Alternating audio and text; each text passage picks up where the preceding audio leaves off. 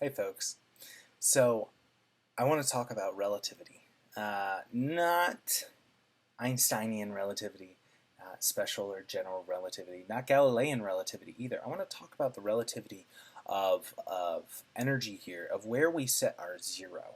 We're always talking about a relative change in potential energy.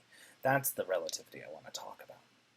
We're talking about delta U in almost all of our scenarios up until the last lecture, where we actually split it apart and talked about a UI and a UF. But that UI and UF, again, are relative to something. It's always relative to something.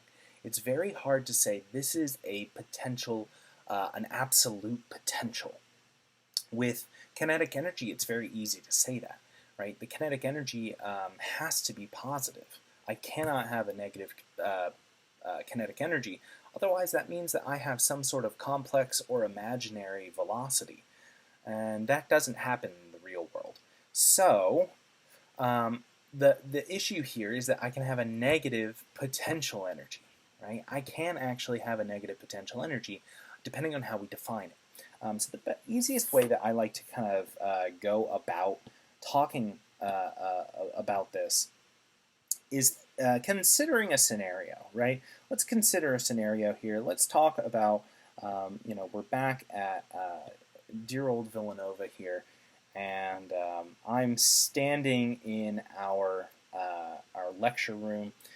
Depending on the lecture that you're in, we either have windows in our lecture room or we don't.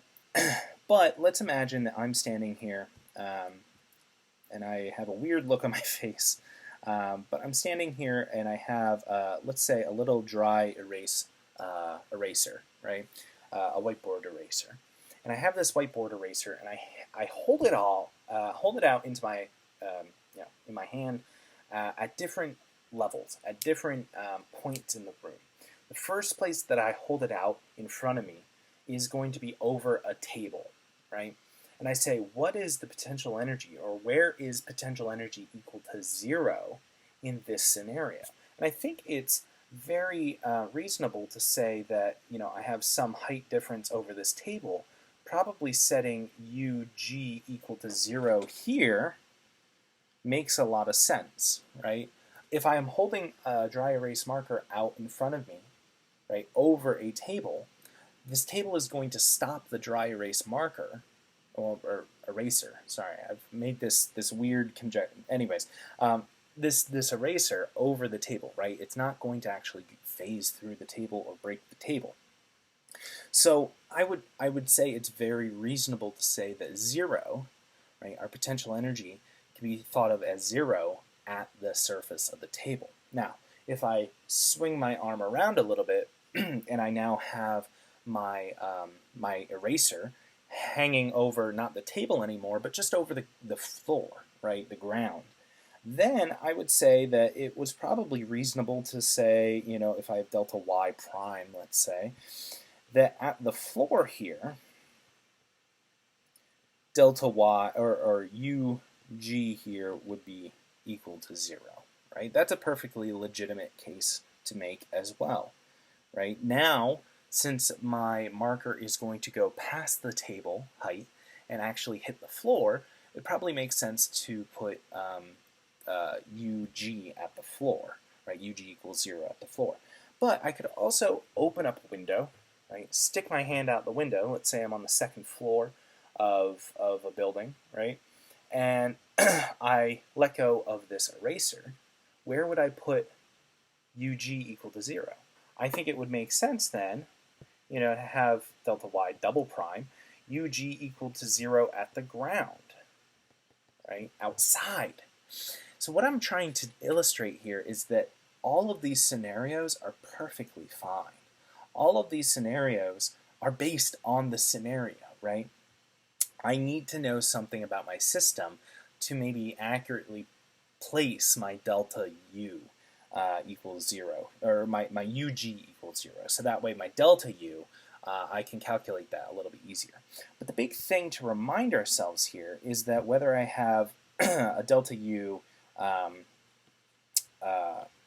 as long as I have the same change in displacement here, it doesn't matter where I put my UG equals 0, right? It doesn't matter where I put my origin in this situation, right? We're only changing the position of the origin to make it more convenient for us.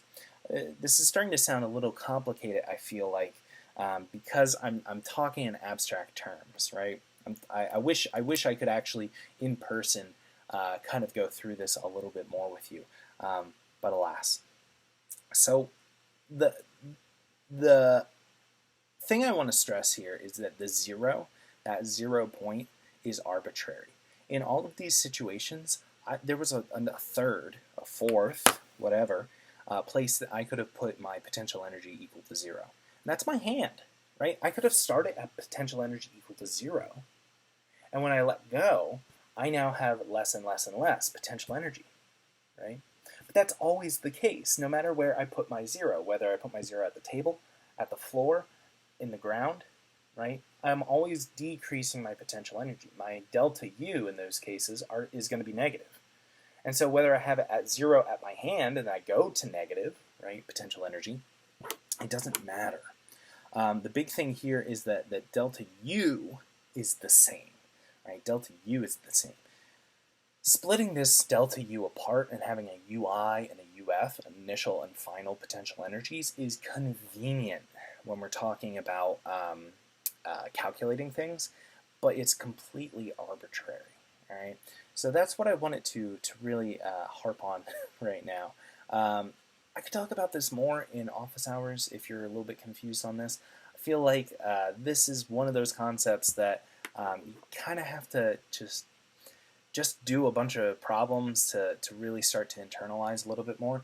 But I'll see if we can maybe do a Socratic problem in recitation this week on this, just so that way we're feeling a little bit more comfortable about it. So if you have questions, email, office hours, both are fine. Next time we're going to talk about elastic potential energy. We're going to talk about springs. All right. So thank you for watching, and I'll see you later.